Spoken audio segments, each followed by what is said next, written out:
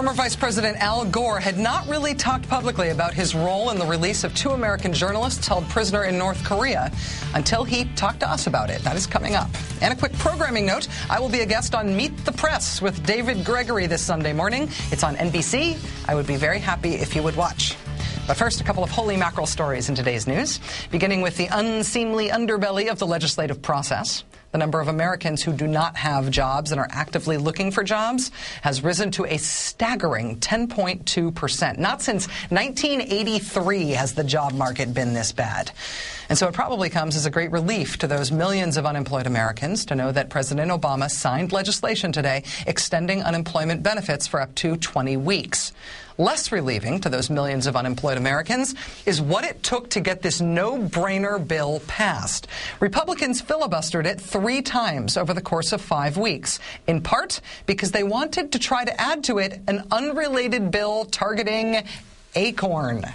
In the end, they were not successful, and the final vote was unanimous, 98-0 in favor of extending unemployment benefits. A victory for everyone, except for the 200,000 Americans who saw their benefits run out so Republicans could try to wage more war on acorn.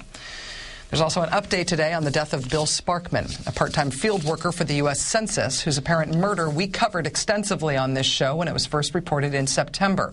Mr. Sparkman's body was found hanging from a tree near a cemetery in the Daniel Boone National Forest in rural southeastern Kentucky.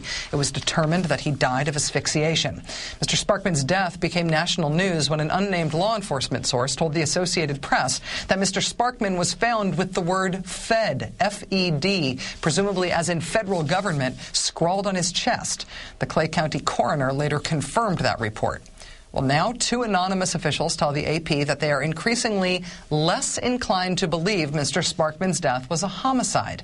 Although Mr. Sparkman's body was found naked and blindfolded with his census worker ID duct taped to his head and neck, his mouth gagged, and his hands and feet bound, the AP's sources now say they believe he may have committed suicide.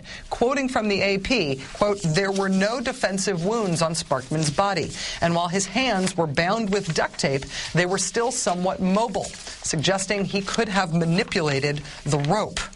The Kentucky State Police continue to investigate William Sparkman's death. If and when they make a final determination in this case, we will, of course, let you know.